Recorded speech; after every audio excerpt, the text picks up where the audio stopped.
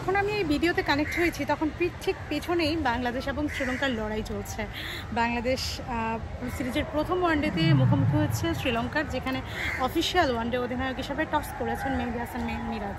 বাংলাদেশের সম্পূর্ণ অধ্যায় অতীত করে নতুন অধিনায়কের নেতৃত্বে নতুন শুরু করেছে বাংলাদেশ।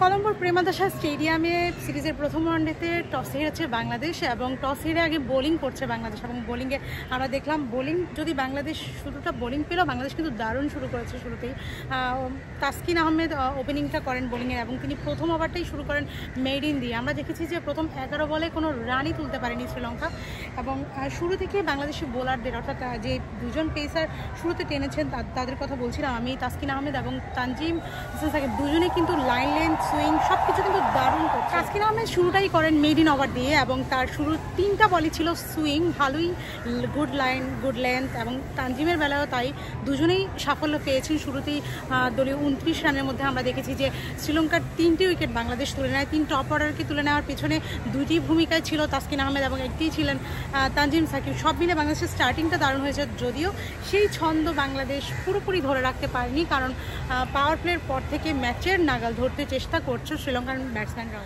আমরা গতকাল শ্রীলঙ্কান ক্যাপ্টেন চারি তাসালাঙ্কার কথা শুনছিলাম। তাদের ক্যাপ্টেন যেটা জানিয়েছিলেন সেটা হচ্ছে তাদের মূল ভাবনা ছিল মুস্তাফিজুর রহমানকে, কিন্তু মুস্তাফিজুর রহমান আজ শুরুতে আসেননি। শুরুতে বাংলাদেশের বোলিং এটাকে ছিলেন তাসকিন আহমেদ এবং সাকিব, দুজন মিলেই কিন্তু মুস্তাফিজের বদলে কিন্তু দুজনেই কিন্তু ভালো ডেলিভারি দিয়েছেন এবং বাংলাদেশকে গুড একটা স্টার্টিং এনে দিয়েছেন। আমরা আরেকটু ব্যাপার বলতে চাই, সেটা হচ্ছে বাংলাদেশ এই ম্যাচে দীর্ঘ 2 দশক অর্থাৎ 20 বছর 331 ম্যাচ পর পঞ্চপাণ্ডববিহীন খেলতে নেমেছে। বাংলাদেশ আজ এমন একটি ম্যাচে মুখোমুখি হয়েছে যেখানে নেই মাশরাফি মুর্তজা, সাকিব আল হাসান, তামিম ইকবাল, মুশফিকুর রহিম কিংবা মাহমুদুল্লাহ রিয়াদ।